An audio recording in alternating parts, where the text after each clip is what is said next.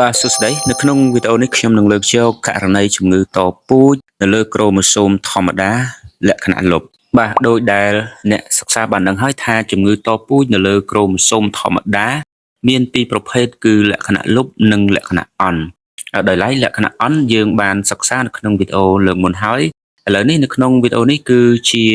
ជំងឺតពូជលក្ខណៈលុបតើជំងឺតពូជលក្ខណៈលុបនឹងវាមានលក្ខណៈសម្គាល់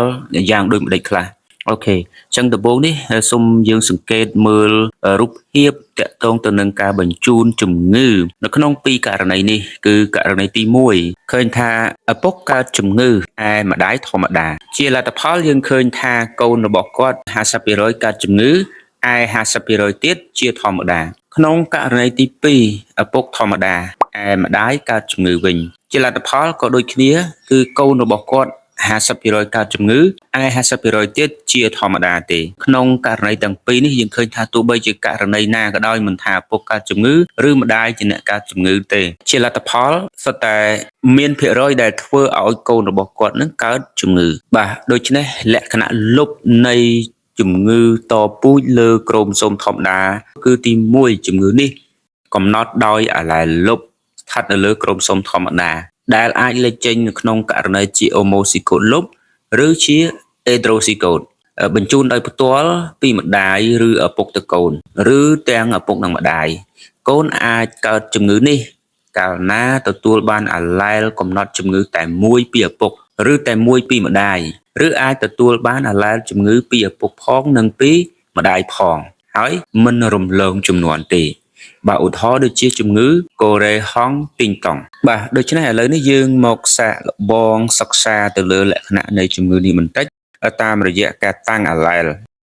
ដោយសារតែជំងឺនេះវាកំណត់ដោយអាឡែលលុបអញ្ចឹងយើងតាំងអាឡែល A ហ្នឹងជាអាឡែលកំណត់លក្ខណៈមានជំងឺឯ A តូចគឺជា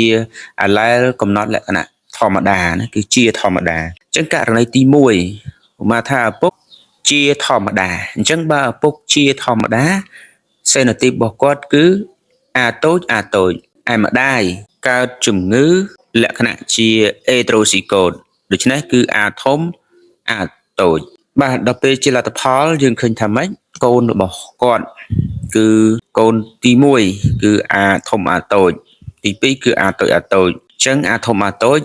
កើតជំងឺដោយសារតែជំងឺនឹងកំណត់ដោយអាឡែលលុបហើយអាតូចនេះគឺជាធម្មតាទេករណីនេះមានកូនដែលកើតជំងឺនឹង50%ហើយធម្មតា50%ករណីទី2បើសិនជាឪពុកនឹងកើតជំងឺវិញម្ដងហើយជាអូម៉ូស៊ីកូតទៀតបើជាអេដ្រូស៊ីកូតគឺវាដូចតែករណីទី1ដែរអញ្ចឹងឧបមាថាពេលហ្នឹងឪពុកកើតជំងឺវិញហើយជាអូម៉ូស៊ីកូតលុបរីឯម្ដាយជាធម្មតាអញ្ចឹងឪពុកកើតជំងឺអូម៉ូស៊ីកូតលុបគឺអាធំឯម្ដាយជាធម្មតាគឺអាតូចជាលទ្ធផលយើងឃើញថាកូនរបស់គាត់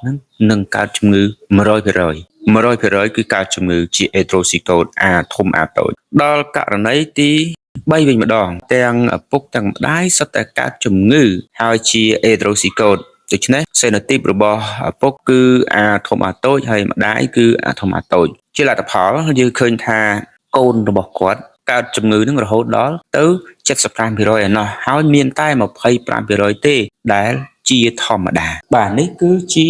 លក្ខណៈលុបនៃជំងឺតពូជស្ថិតនៅលើក្រូម៉ូសូមធម្មតា